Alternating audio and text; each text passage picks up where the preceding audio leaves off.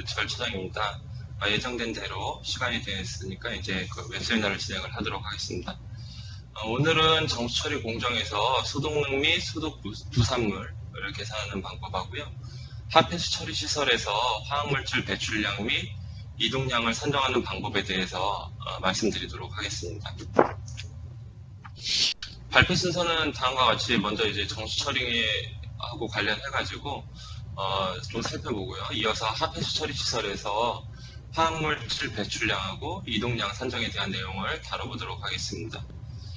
후반부에 시간이 되면 이제 별도의 질의응답 시간을 드릴 테니까요. 발표 중에 궁금하신 사항이 있으신 분은 질의응답 시간을 이용해 주시면 감사하겠습니다.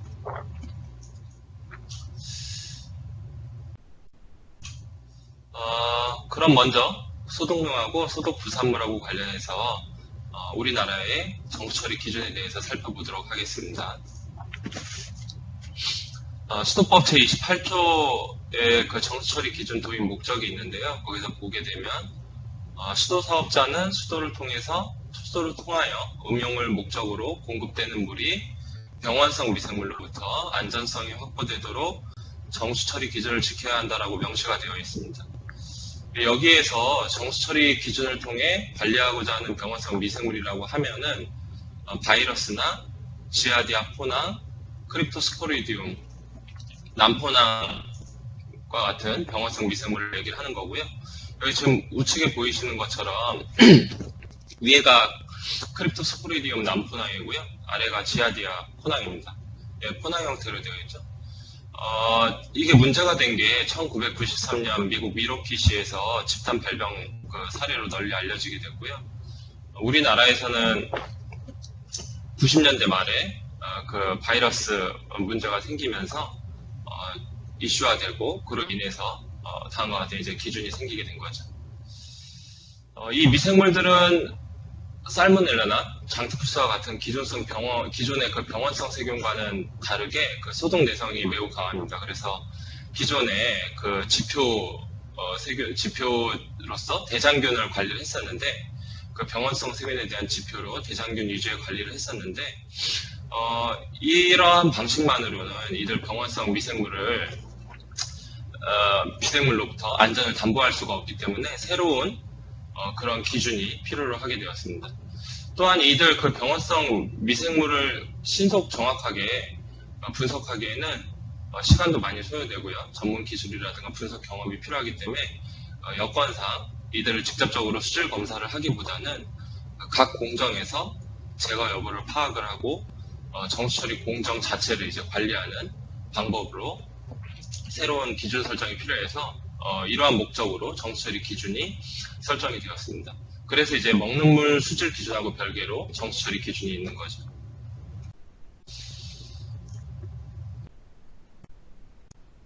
네, 그래서 다음과 같이 정수처리 기준 등에 관한 규정, 이제 환경부고시가 2002년도 7월에 지정이 되었습니다. 정수처리 기준의 정수처리 기준은 이제 수도법 시행규칙의 제18조 2에 나와 있고요. 기준 목표가 다음과 같습니다. 바이러스 99.99% 4로그가 되겠고요. 지아디아 포낭 3로그가 되겠고요. 크립토스포리디움 난포낭 99% 2로그 이상 제거 또는 불활성화가 목표입니다. 여기서 제거라고 하면 여과 공정에 의한 제거를 얘기를 하는 거고요. 불활성화는 소독 공정에 의한 불활성화를 의미하는 겁니다. 그래서 여과에 의한 제거하고 소독에 의한 불활성화로 정수처리가 달성되었는지를 판단을 하는 거고요. 왼쪽에 있는 A라고 한 그 최소 제거 및 불활성화 기준보다 여과 공정에 의한 제거율하고 소독 공정에서 요구되는 불활성화율로 합한 그 로그 제거율이 더 커야 되는 거죠. 크거나 같아야 되는 거죠. 그래서 여기서 이제 여과 공정에 의한 제거율 달성 여부를 판단하는 기준은 수도법 시행규칙 별표 5의 2에 있는데요. 거기에 이제 탁도 기준이 0.3 MTU 이상을 0.4 NTU를 만족한 상태에서 여과 방식에 따라서 이제 여과 공정에서의 이 제거율이 만족되었다라고 보는 거고요. 만약에 탁도 제거 기준을 만족하지 못했다. 그러면 소독 공정에서 지금 탁도 제거 여가 공정에 의한 제거율이 뭐 바이러스 같은 경우에 2로그, GRDI 뭐 여가 방식에 따라 다르죠. 근데 이 수치만큼 제거가 안 된 겁니다. 그래서 그만큼을 소독 공정에서 불활성화를 더 해줘야 되는 거죠. 그래서 뭐 그런 경우에는 뭐 UV라든가 특히 크립토스포리디움 난프난 같은 경우에 소독 내성이 굉장히 강하기 때문에요. UV나 뭐 오존과 같은 대체 소독에 대해서도 고려를 해야 되겠죠.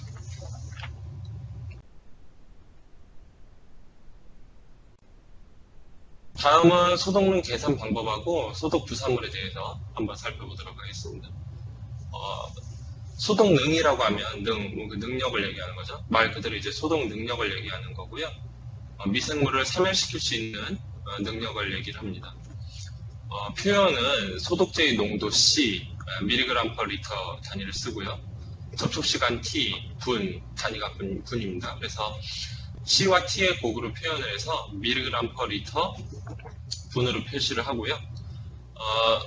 여기서 이제 소독제와 물의 접촉시간은 일 사용량이 최대인 시간에 소독제 주입 지점부터 정수리 유출 지점까지 측정을 하게 되고, 추적자 시험을 통해서 뭐 접촉 시간을 계산을 하기도 하는데, 일반적으로 이제 우리가 정수처리 시설에서는 이거를 시험을 그때그때 하기가 어려운 관계로 추적자 시험보다는 수리학적 체류 시간에 다음과 같이 이제 그 우측에 있는 표에 따라서 장폭비에 따른 환산 개수를 곱해서 소독제 접촉 시간에 반영을 하게 됩니다. 소독능은 불활성화비 계산에 사용되고요. 여기 지금 불활성화비 수식이 있죠. CT 계산값을 CT 요구값으로 나눈 불활성화비 계산에 사용되고, CT 계산값은 여기 저 아래에 있는 시계처럼 잔류 소독제 농도하고 소독제 접촉 시간의 곱이고요. CT 요구값은 여기 지금 이제 보시면 예를 들어서 주어진 표에서 이제 측정된 pH하고 온도 범위를 찾으면 되는데, 측정값이 뭐 예를 들어서 급속 여가 시설에서 유리 잔류 염수를 사용을 했는데 바이러스 2로그 제거를 인정받고자 한다.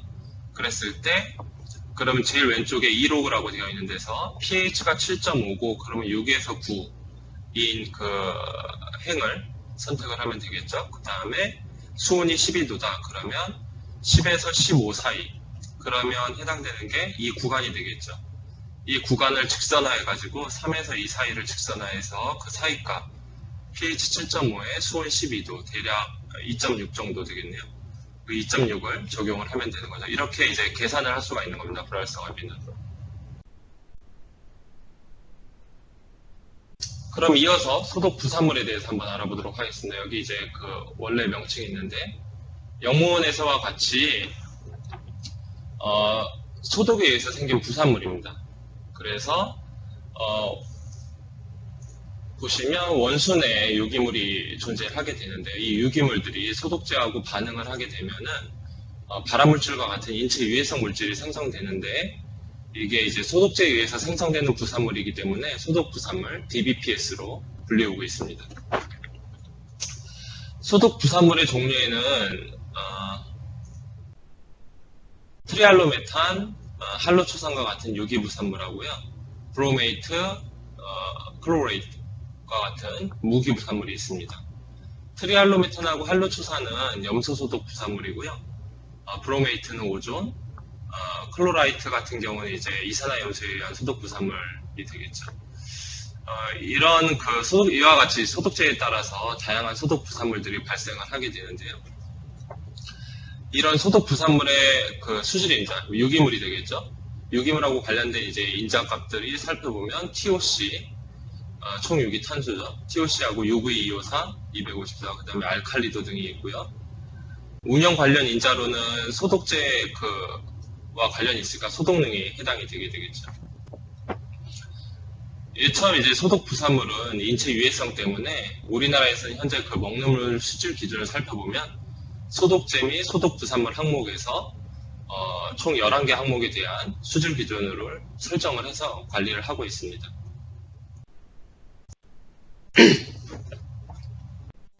그럼 정수처리 시설을 설계할 때 소독능하고 소독 부산물을 어떻게 검토할 수 있는지에 대해서 한번 알아보도록 하겠습니다. 현재 그 정수처리 설계 기준에서는, 정수시설 설계 기준에서는 수질 기준을 준수하는 정수처리 공정을 선택하라라고만 이제 명시가 되어 있고요. 그래서 이제 일반적으로 설계사나 뭐 이런 데서 보면 우리가 정수처리 시설, 그 정수처리 공정을 선택을 할 때 뭐 문헌이라든가 그 동일 수원을 사용하는 뭐 인근 처리장의 뭐 경험 예시라든가 아니면 경험을 토대로 공정을 선택을 하고 주로 이제 정수처리 공정보다 이제 시설 용량 결정을 위한 수리 계산 위주의 설계가 일반적이죠. 따라서 설계 시에 뭐 흐름 라인에 따라서 단위 공정별로 뭐 소독능이라든가 소독 부산물에 대한 검토 같은 경우는 좀 미비한 상황입니다. 환경부에서 정수처리 시설 운영자를 위해서 소독능 계산이 용이하도록 소독능 계산 프로그램을 배포를 한 게 있는데요. 이는 운영자를 위한 것이고 용도가 다릅니다. 그래서 이제 뭐 설계를 위한 거라고 하기엔 좀 무리가 있죠. 다음과 같은 이제 엑셀로 된 계산 프로그램이고요. 이게 뭐 정수처리 운영자가 소독능을 계산하고 이제 보고를 하기 위한 그런 프로그램이 되겠습니다.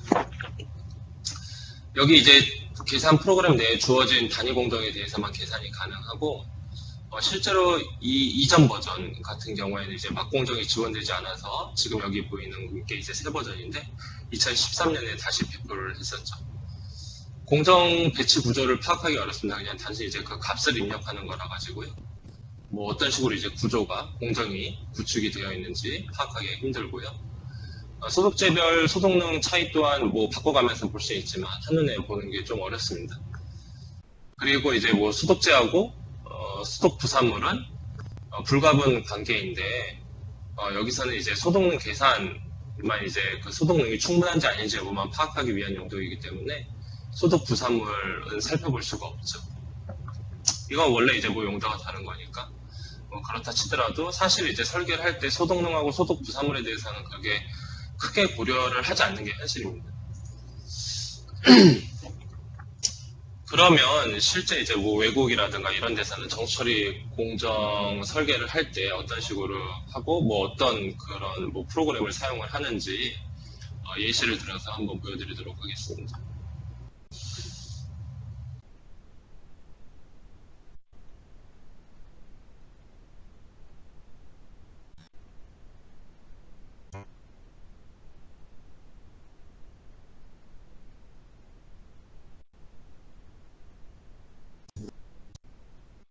보이시나요? 잠시만요.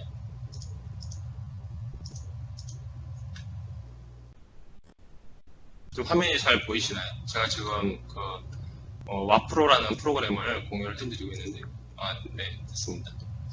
지금 여기서 보시게 되면은 이게 그 와프로라는 프로그램의 처음 실행 화면이고요. 여기 보시게 되면 유입수부터 해서 분배, 그 다음에 뭐 이제 화학약품 투입이라든가 뭐 소독제 투입하고 관련된 단위 공정들이 그룹별로 이렇게 있는 것을 보실 수가 있습니다. 그래서 보시면은 이렇게 단위 공정들을 쉽게 배치해서 그 플랜트 레이아웃을 쉽게 구축을 하실 수가 있고요. 예를 들어서 샘플 레이아웃을 제공되어 있는 샘플 레이아웃을 한번 불러와 보도록 하겠습니다. 다음과 같은 이제 WTP의 그 레이아웃 샘플이 되겠고요. 보시는 것처럼 이제 그 각각 이제 연결을 다 한 상태고요. 이게 지금 설정의 레이아웃이 구축이 되어 있는 상태입니다. 그래서 실행을 한번 해보면 보시는 것처럼 이제 여기 색깔은 결과를 살펴보실 수가 있고요. 여기 색깔은 이제 와프로의 특징 중에 하나인데 여기 핫스팟이라고 해가지고 우리가 관심이 있는 그런 물질들에 대해서 여기다가 설정을 해놓으면 이 지금 기준치에 따라서 설정된 기준치에 따라서 이 지금 그 범례에 따라서 색상을 표현해주게 되는 것입니다. 그래서 여기 뭐 트리할로메탄이라든가 소독 부산물 농도를 볼 수가 있네요. 할로초산이라든가 지금 할로초산 같은 경우는 이게 지금 설정치에 비해서 높게 나오는 지역들이 빨간색으로 표시되고 있는 걸 보실 수가 있습니다. 그 다음에 여기 병원성 미생물, 지아디아라든가 바이러스라든가 크립토스포리디움에 대해서도 뭐 전반적으로 이제 살펴볼 수가 있는 거죠. 입력 또한 쉽거든요. 여기서 지금 보시게 되면 각 단위 공정들을 선택을 해서 파라미터 편집에 들어가시면 여기서 이제 관련된 그 값들을 넣을 수가 있고요. 결과가 이렇게 처음에 레이아웃을 구축할 때 이렇게 데이터를 넣으신 다음에 연결을 다 해주시고 실행을 하면 되는 거고, 용량 같은 것들도 뭐 여기서 이제 간단히 여기서 입력을 할 수가 있는 거죠. 결과는 각 단위 공정별로 살펴볼 수가 있습니다. 여기 아래 보시면 뷰 리졸츠라고 되어 있는 부분을 선택을 하시면 다음과 같이 이 단위 공정 내에서 병원성 미생물에 대해서 뭐 로그 제거율이 얼마인지를 다음과 같이 이제 살펴보실 수가 있는 거고요. 이거는 단위 공정 내에서의 로그 제거율이고요. 아래 제일 하단에 있는 큐뮬레이티브는 축적된 겁니다. 그래서 이 단위 공정까지 오면서 이 단위 공정까지의 로그 제거율이 되는 거죠. 그래서 만약에 이제 예를 들어서 지금 여과지에서 충분히 제거 및 불활성화가 됐다, 그렇다라고 한다면 뒤에서 뭐 후염수 처리라든가 이런 것들이 굳이 필요가 없겠죠. 뭐 예를 들자면 이런 식으로 해서 설비 최적화를 할 수도 있겠고요. 그 다음에 또 도움이 되는 기능 중에 하나가 민감도 분석이 있는데요. 어떤 항목이 이 지금 플랜트에 민감한지 파라미터를 선택을 해가지고 살펴볼 수도 있습니다. 뭐 예를 들어서 TOC를 한번 살펴볼까요? TOC 농도가 높아지면 높아질수록 지금 여기 항목 트리알로메탄이 증가하는 걸로 나오네요. 그러니까 TOC는 이 지금 레이아웃에 좀 민감하다라고 할 수가 있겠네요. 뭐 이런 식으로 이제 민감도 분석을 할 수가 있는 거고요. 유입수에서 이제 TOC 농도가 높아지면 높아질수록 다음과 같은 양상을 나타낸다는 걸 살펴볼 수가 있는 거죠. 그래서 이제 여기 다시 결과를 해볼까요? 그리고 여기를 보시게 되면은 방류수 기준 설정을 할 수가 있어가지고요. 모델에 가보시면 그래서 이렇게 소독능이나 소독 부산물하고 관련된 여기 지금 소독 부산물 항목들이 있죠. 이 항목들에 대해서 그 다음에 소독제의 농도라든가 이런 것들을 우리나라 이제 기준에 맞게끔 설정을 해서 넣을 수도 있는 거죠. 그 다음에 넣고 나서 실행을 했을 때 뭐 기준을 달성하는지 아닌지 여부를 여기 지금 좌측 하단에 있는 서머리에서 쉽게 확인을 하실 수가 있습니다. 추가적으로 또 여기 지금 보정 항목은 뭐냐면 여기 있는 것처럼 소독 부산물을 계산을 할 때 사용된 모델에 대해서 보정을 할 수도 있습니다. 각 이제 플랜트별로 특징이 다 다르기 때문에 그런 점들을 고려를 해가지고 이 모델을 이 수치를 보정을 해가지고 캘리브레이션을 할 수 있는 거지, 이 레이아웃에 대해서. 죄송합니다. 그래서 이런 시뮬레이터를 이용을 하시게 되면 훨씬 직관적으로 소독능과 소독 부산물에 대해서 살펴보실 수도 있고 설계를 하실 때 도움이 되겠죠. 그리고 뭐 설계 최적화에도 도움이 될 테고요. 뭐 시간이라든가 비용 뭐 이런 것들도 절감이 되겠죠. 그러면 다시 프레젠테이션으로 돌아와 가지고요.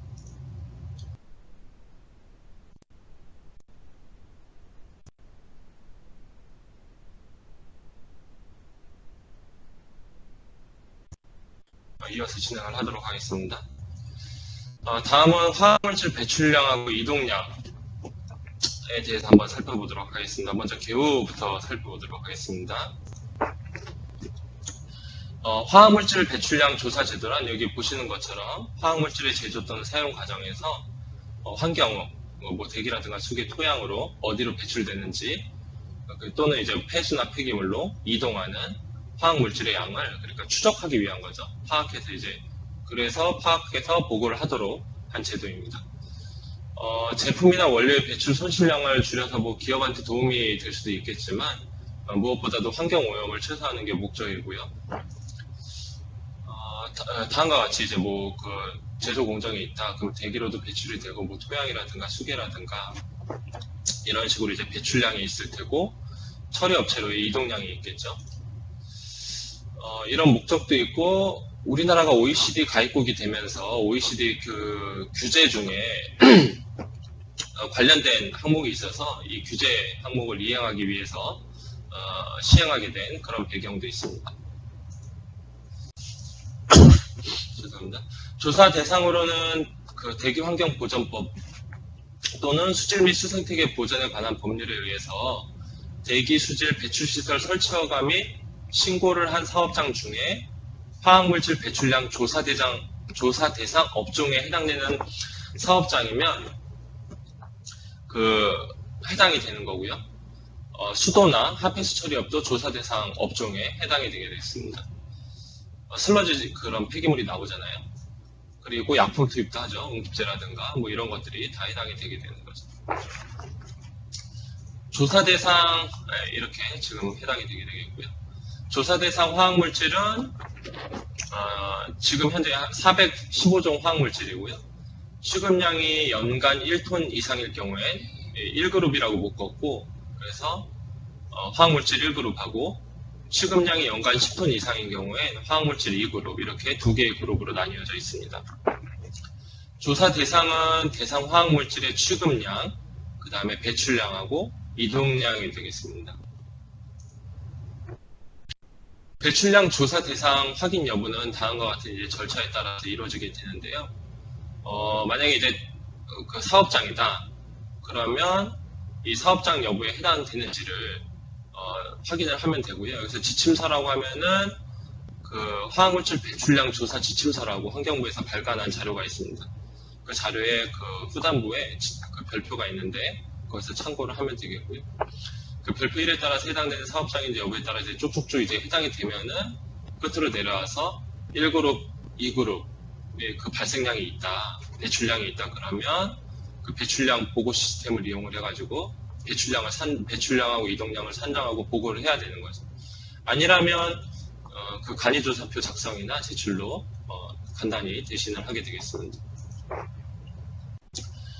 화학물질 배출량 및 이동량 조사하고 관련해서 내용이 좀 많고요. 자세한 사항은 여기서 이제 그걸 다 다루다기보다는 배출 이동량 산정하고 관련된 부분에 대해서만 좀 이제 언급을 하려고 하고요. 자세한 사항은 화학물질 배출량 조사 지침서를 참고를 하시면 전반적인 내용을 살펴보실 수가 있습니다. 그럼 공정별 배출 이동량 산정과 관련해서요. 공정별로 배출량하고 이동량을 산정을 하려면 먼저 대상 화학물질의 배출원 확인을 해야 됩니다.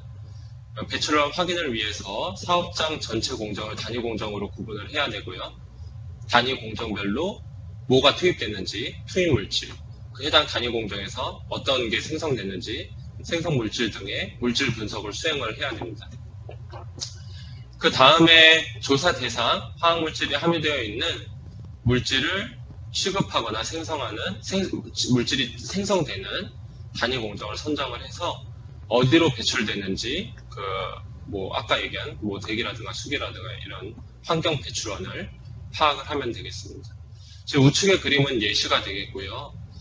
주요 단위 공정별로 배출원을 표시한 예시가 되겠습니다. 그래서 지금 파란색이 배출량이고 빨간색이 이동량이라고 되어 있는데 이 예시에서 예를 들어서 저장시설을 한번 볼까요? 만약에 원료를 저장시설에 보관한다. 그러면 이런 탱크라면 탱크에서도 온도 및 압력 변화에 따라서 대기로 배출되거나 그럴 수가 있겠죠. 만약에 야적을 한 상태다. 그러면 빗물에 용해돼서 대기 배출 외에도 빗물에 용해돼서 수계로 배출될 수도 있을 테고요. 그리고 또 혼합 공정을 한번 볼까요? 혼합 공정에서는 혼합 과정에서 대기로 배출될 수가 있죠. 그래서 지금 위로 표시가 된 거고요. 파란색으로. 또 침전된 남아있는 물질, 슬러지 같은 예를 들어서 슬러지다. 그런 슬러지를 위탁을 하게 되면 이동량이 발생을 하게 되겠죠. 이런 식으로 배출원을 확인을 해주시면 되겠습니다.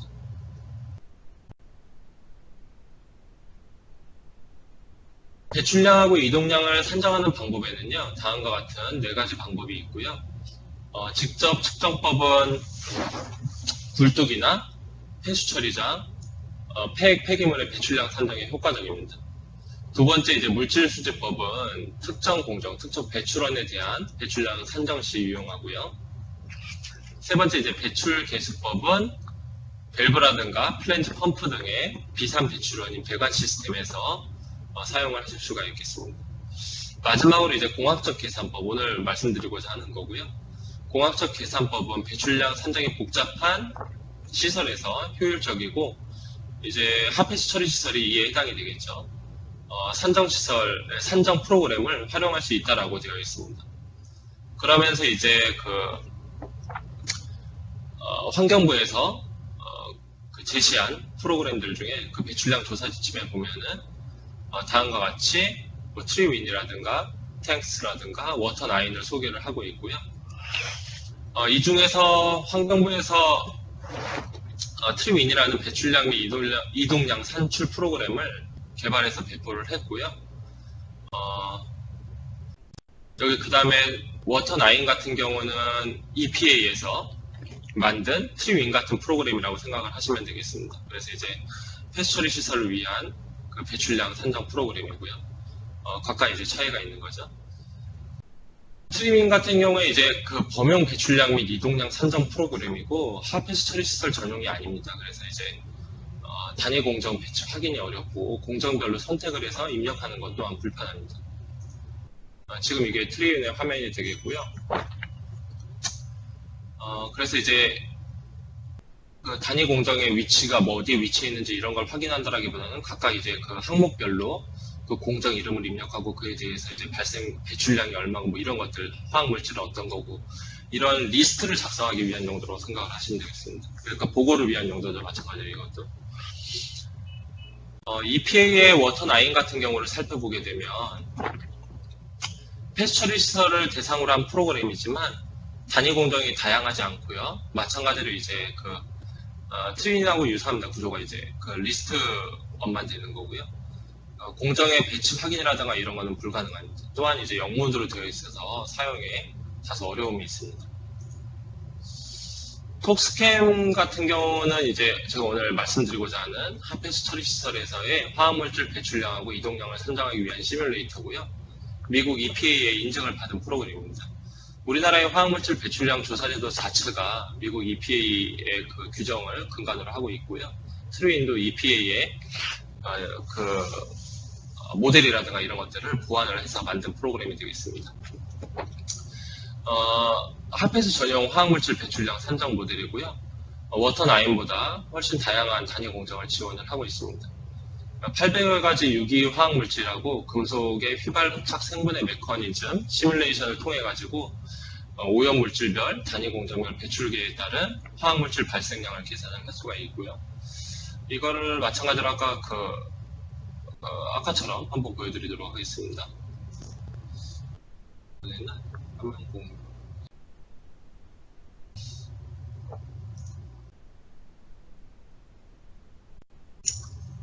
보이시나요? 지금 보시게 되면 똑같은 회사에서 만들었기 때문에 지금 이 제조사가 하이드로만티스라고 핫패스 처리 시뮬레이터로 유명한 GPSX를 만든 회사입니다. 캐나다 회사고요. 아까 와프로라든가 톡스캠이라든가 모두 동일한 회사에서 만든 겁니다. 그래서 이제 인터페이스가 비슷하고요.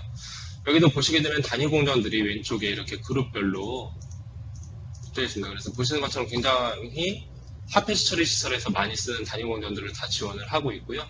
이러한 것들이 이제 드래그 앤 드래그 아웃으로 해가지고 뭐 예를 들어서 뭐 이런 식으로 이렇게 간단히 뭐 레이아웃을 구축을 하실 수가 있죠.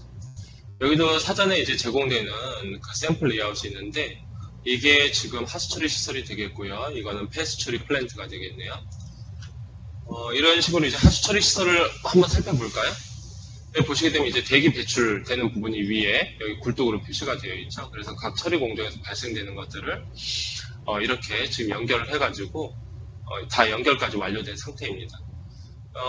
계산은 지금 계산을 할 수 있는 단계이기 때문에 이렇게 계산을 한번 해보도록 하겠습니다. 아까와 마찬가지로 동일하게 이제 핫스팟이 나타나는 것을 보실 수가 있고요.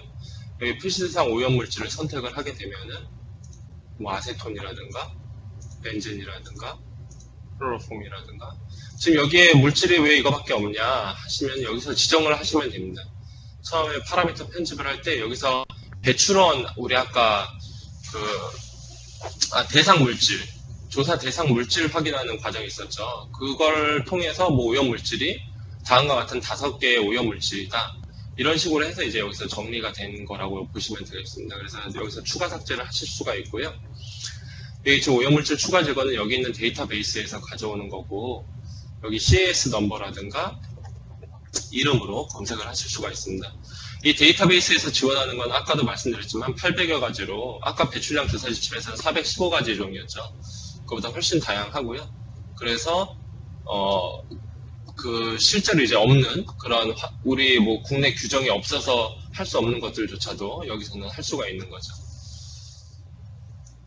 그래서 여기서 가져와서 조사 대상 오염 물질을 넣어주고 농도 같은 것들을 입력을 하면은 각 단위 공정별로 살펴볼 수가 있는 것입니다. 여기 지금 폭기조 같은 경우에 보면은 빨간색으로 표시되어 있는데 결과를 한번 살펴볼까요?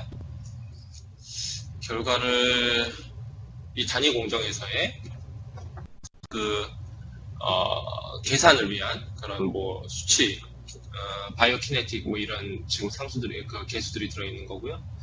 배출을 살펴보게 되면 여기 지금 유기화학물 부하라고 되어 있는 게 하루에 지금 대략 킬로그램으로 치면 4.5kg 정도가 발생되네요. 우리 아까 1그룹이 연간 1톤 이상이고 2그룹이 연간 10톤이라고 그랬잖아요.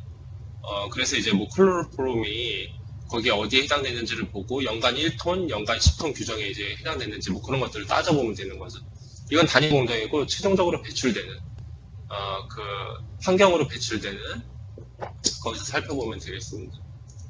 지금 여기서도 이제 살펴보실 수가 있겠고요. 여기 바로 나오죠? 하루에 이제 3225, 3.2kg 정도가 되겠네요.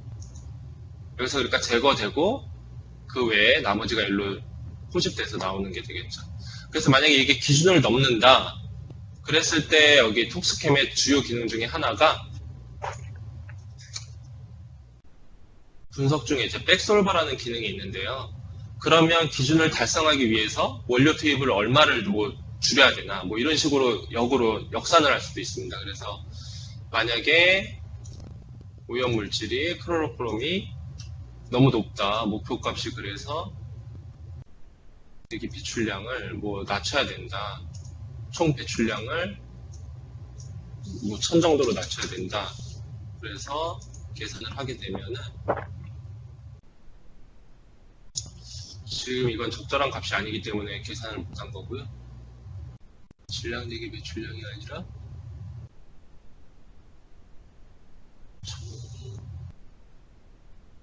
중량으로 뭐 해볼까요? 뭐 이랬을 때 유입수에서 오염물질이 6000 마이크로그램 정도가 들어오면 된다라고 이제 역산을 해서 알려주는 겁니다. 그래서 거꾸로 이제 투입량을 조절을 할 수도 있는 거죠. 이거는 실제 처리시설에 근무하는 그 근무자들 같은 경우에 만약에 기준치를 초과했다 그랬을 때 굉장히 유용한 기능이라고 생각을 합니다. 그리고 아까 와플하고 유사하게 민감도 분석을 통해서 다음과 같이 뭐 예를 들어서 클로로폼이 지금 여기 폭기조에서 어떤 파라미터에 영향을 받는지를 살펴볼 수가 있는 거고, 뭐 표면적인 영향을 받는지 SRT에 영향을 받는지 파라미터를 조정해 가면서 살펴볼 수가 있는 겁니다. 지금 여기서 지금 하늘색이 좀 변화가 크죠. 생분해량. 표면적인 커짐에 따라서 생분해량이 클로로폼의 생분해량이 늘어나는 것을 보실 수가 있습니다. 이런 식으로 민감도 분석을 하실 수도 있고요. 그리고 뭐 대기라든가 뭐 그 수계라든가 폐기물 이동이라든가 이런 양들을 바로바로 확인을 하실 수가 있는 거죠. 이렇게 지금 나가는 게 하루에 얼마 양이 이동을 하는지도 바로 확인이 가능합니다. 이렇게 눈으로 보면서 확인을 할 수 있기 때문에 아까처럼 이제 그 입력칸에다 입력을 해서 하는 것보다 아무래도 훨씬 쉽겠고요. 물론 이게 이제 상용 프로그램의 차이기도 하겠지만, 그래서 만약에 이제 업무에 있어서 불편함을 느끼셨다라든가 뭐 시간과 비용을 절감하고자 하신다면 이런 전문 시뮬레이터를 사용을 해보시는 것도 도움이 되리라고 생각을 합니다. 여기까지 제가 준비한 내용이고요. 다시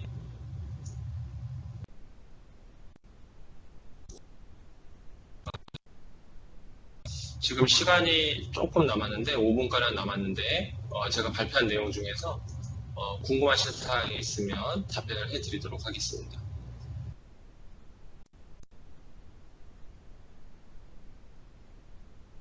질문 있으신 분들은 그 좌측 하단에 그 말풍선 아이콘 있죠. 그거 클릭하시면 타이핑 하실 수가 있거든요. 그렇게 말씀하셔도 되고요.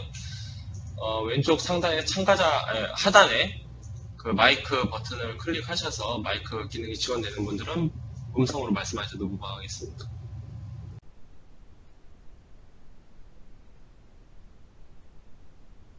참고로 저희 이렇게 웹세미나를 진행을 하면요, 이 관련된 내용을 저희 블로그에 올려놓거든요. 뭐 당일이나 그 다음날, 늦어도 그 다음날에는 올려놓으니까 혹시라도 뭐 다시 살펴보고 싶은 내용이라든가 뭐 연관해서 관련돼서 궁금하신 사항이 있으시면 저희 블로그, 저희 홈페이지 가시면 블로그 링크가 되어 있으니까 그냥 클릭하셔서 들어가시면 되겠습니다. 그 외에도 뭐 기타 자료들 뭐 홈페이지라든가 블로그에 있으니까 찾아보시면 업무에 도움이 되리라 생각합니다.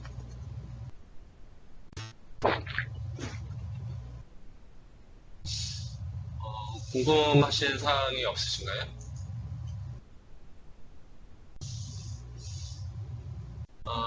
그러면 제가 준비한 내용은 여기까지고 뭐 추후에라도 제가 이제 블로그에 아까 올려놓겠다라고 말씀을 드렸는데 보시다가 관련해서 궁금하신 점이 있으면 저한테 메일을 보내주시면 제가 답변을 드리도록 하겠습니다. 제 메일 주소는 제가 적어드리도록 하겠습니다.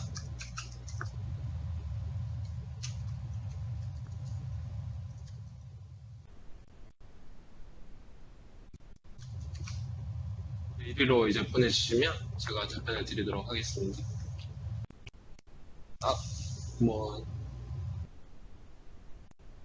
그럼 다른 궁금하신 점 없으면 이상으로 와플하고 톱스캠 관련 웹세미나를 마치도록 하겠습니다. 바쁘신 와중에 참가해 주셔서 감사드리고요. 다음에 또 웹세미나 소식 드렸을 때 참가해 주시면 감사하겠습니다. 감사합니다.